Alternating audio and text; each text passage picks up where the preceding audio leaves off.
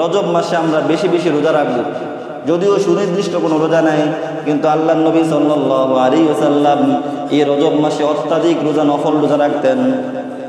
হযরত ইবনে আব্বাস রাদিয়াল্লাহু তাআলা আনহু থেকে হাদিসের মধ্যে আসছে, আন ইবনে আব্বাস রাদিয়াল্লাহু তাআলা আনহুমা قال كان رسول الله صلى الله عليه وسلم يصوم حتى نقول لا يفطر ويفطر حتى نقول لا يصوم। ইবনে আব্বাস রাদিয়াল্লাহু তাআলা আনহু বলেন, মাহে রজব যখন চলে আসতো, মাঝে মাঝে রাসূলুল্লাহ সাল্লাল্লাহু আলাইহি ওয়াসাল্লাম এত অত্যাধিক রোজা রাখতেন, এই পরিমাণ রোজা রাখতেন, রাসূলকে দেখে আমাদের মনে হয় এই বছর পুরা রজব মাস, শাবান মাস আল্লাহর নবী সাল্লাল্লাহু আলাইহি ওয়াসাল্লাম রোজা রেখে কাটিয়ে দিবেন, আর রোজা ভাঙবেন না। ইবনে আব্বাস রাদিয়াল্লাহু তাআলা আনহু আবার বলেন, আবার কখনো কখনো এমন হতো রাসূলুল্লাহ সাল্লাল্লাহু আলাইহি ওয়াসাল্লাম রজব মাস আসলে একেবারে রোজা রাখতেন না, এমনভাবে রোজা ভাঙা শুরু করতেন, আমরা মনে করতাম মনে হয় এই রজব শাবান মাসে রাসূল রোজা রাখবেন না। এই জন্য রজব মাসে রোজা রাখাও সুন্নত, রোজা ভাঙাও সুন্নত, বিরতি দিয়ে আমরা রোজা রাখবো। তবে রাসূলুল্লাহ সাল্লাল্লাহু আলাইহি ওয়াসাল্লাম রজব মাসে বেশি বেশি নফল রোজা রাখতে পছন্দ করতেন, কারণ রজব মাস, শাবান মাস হচ্ছে মাহে রমজানের প্রস্তুতি নেওয়ার মাস। রাসূলুল্লাহ সাল্লাল্লাহু আলাইহি ওয়াসাল্লামের কাছে একবার বাহিলি গোত্রের একজন লোক আসলো। আরবের একটা গোত্রের নাম ছিল বাহিলি। ওই বাহিলি গোত্রের একজন লোক একবার রাসূলুল্লাহ সাল্লাল্লাহু আলাইহি ওয়াসাল্লামের সাথে সাক্ষাৎ করতে আসলেন। এক বছর পর আবার রাসূলের সাথে ওই লোকটা সাক্ষাৎ করতে আসলো। এসে রাসূলুল্লাহ সাল্লাল্লাহু আলাইহি ওয়াসাল্লামকে বললেন, ইয়া রাসূলুল্লাহ, আপনি কি আমাকে চিনতে পেরেছেন? রাসূল বললেন, না, আমি তো তোমাকে চিনতে পারি নাই। ওই ব্যক্তি বলল, আল্লাহর নবী, 1 বছর পূর্বে আপনার সাথে আমি সাক্ষাৎ করেছিলাম। রাসূল বললেন, তুমি এত শুকিয়ে গেলে কিভাবে? তোমার তো সুস্বাস্থ্য ছিল।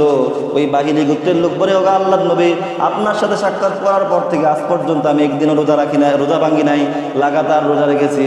রাসূলুল্লাহ সাল্লাল্লাহু আলাইহি ওয়াসাল্লাম বললেন, তুমি তো তোমার নফসকে কষ্ট দিলে, কেন তুমি লাগাতার রোজা রাখতে গেলা? কারণ তুমি লাগাতার রোজা রাখবা না, বরং প্রতি মাসে তুমি একটা রোজা রাখবা। প্রতি মাসে কয়টা রোজা রাখবা?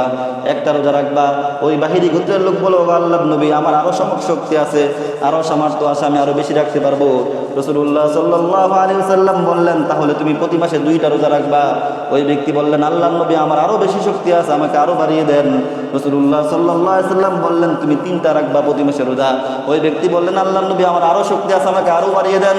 রাসূল বললেন, না, তুমি হারাম মাসগুলোতে রোজা রাখবা, আবার রোজা ভাঙবা। হারাম মাসগুলো যেগুলো আছে সেই মাসগুলোতে রোজা রাখবা, রোজা ভাঙবা, লাগাতার তুমি রোজা রাখবা না। এই হাদিসগুলোর মাধ্যমে আমরা বুঝতে পারি, এই যে হারাম মাস, বিশেষভাবে রজব মাস, কয়েকদিন পরে যে রজব মাস শুরু হবে, এই রজব মাসগুলোতে আল্লাহর নবী এবং সাহাবায়ে কেরাম অনেক বেশি রোজা রাখতেন এবং রোজা রাখতে তারা পছন্দ করতেন। রাসূলুল্লাহ সাল্লাল্লাহু আলাইহি ওয়াসাল্লাম আমরা জানি প্রতি মাসে রাসূল সাল্লাল্লাহু আলাইহি ওয়াসাল্লাম 3টা রোজা রাখতেন। কয়টা? 3টা রোজা রাখতেন।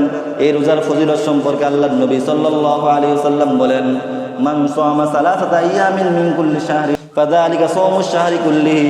কোনো ব্যক্তি যদি কোনো মাসের মধ্যে 3টা রোজা রাখে, তাহলে সে যেন পুরা মাস রোজা রাখলো। পুরা মাস রোজা রাখলে, সারা মাস রোজা রাখলে তার যেই সওয়াব হতো, 3টা রোজা রাখলেও আল্লাহ তাআলা তার আমলনামায় সেই সওয়াব দিয়ে দিবেন। এরপর রাসূলুল্লাহ সাল্লাল্লাহু আলাইহি ওয়াসাল্লাম কোরআনে কারীমের আয়াত পাঠ করলেন, মান জা বিল হাসানাতি ফালাহু আশরু আমসালিহা। যেখানে আল্লাহ তাআলা বলেছেন, কেউ যদি একটা নেক আমল করে, তার বিনিময়ে আল্লাহ তাআলা তাকে 10টা নেকি দিবে। সুতরাং কোনো ব্যক্তি যদি মাসের মধ্যে 3টা রোজা রাখে, তাহলে 3 × 10 = 30টা নেকি আল্লাহ তাআলা তার আমলনামায় দিয়ে দিবেন। সারা মাস রোজা রাখার সওয়াব আল্লাহ তাআলা তার আমলনামায় দিয়ে দিবেন। এই জন্য রজব মাস সহ হারাম মাসগুলোতে আমরা বেশি বেশি রোজা রাখবো এবং মাহে রমজানের প্র্যাকটিস আমরা করব।